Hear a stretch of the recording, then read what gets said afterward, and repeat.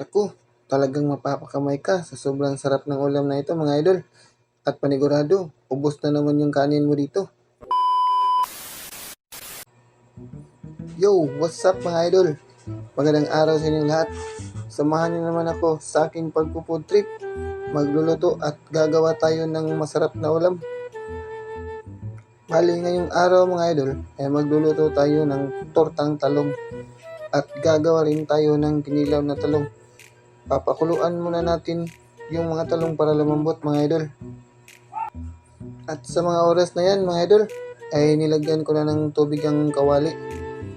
At nilagay ko na rin yung mga talong para pakuluan natin.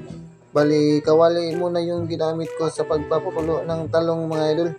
At hihintayin na lang natin kumulo at lumambot yung mga talong.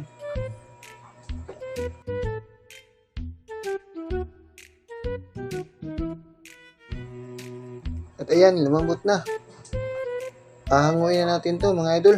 Tapos palalamigin muna natin at mamaya ay atin ang babalatan. At naghiwa na rin ako ng kamatis at sibuyas at nilagyan ko na ng 3 itlog mga idol. At ito na mga idol. Tapos ko nang balatan yung mga talong na pinalambot natin kanina. Tapos at ihahalo na natin doon sa hinanda kong kamatis at sibuyas na may itlog. At syempre, nagpapainit na rin ako ng mantika para pagpiprituhan natin ang mga talong mamaya.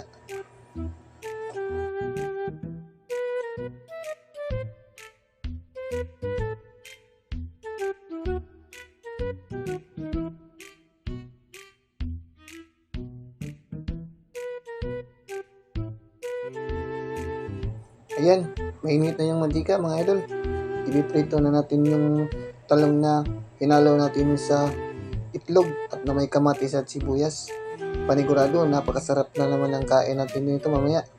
At habang nagpiprito ako mga idol, gumagawa din ang asawa ko ng kinilaw na talong.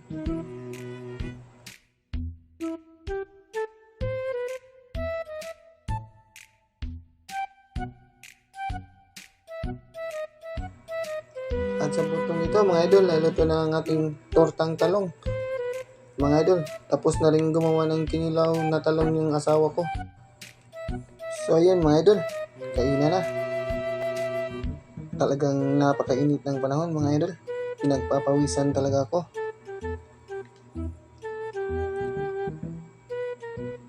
Ito na nga pala yung ginawa natin kanina mga idol. Ito na yung tortang talong na niluto natin kanina. At saka ito yung kinilaw na talong na ginawa ng asawa ko. Kanin at syempre hindi natin malilimutan tong malamig na juice. Ang tanggal ang uhaw mga idol. Ayan mga idol, kainan na.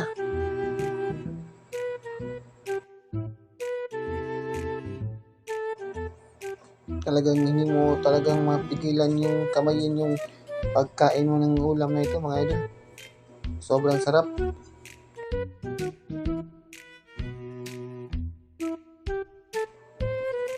Napakasimple at napakamura ng ulam na ito mga idol. Pero ang sobrang sarap. Panigurado, ubos yung kanin mo dito. Yan at kinakamay ko lang mga idol.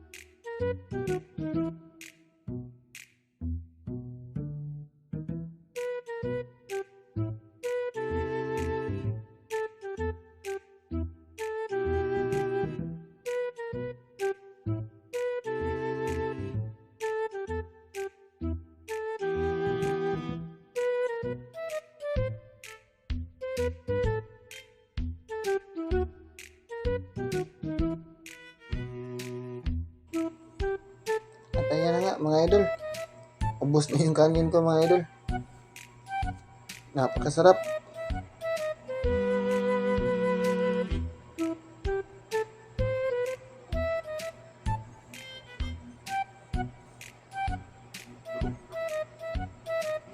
Siyempre, iinom na tayo ng ating malamig na juice.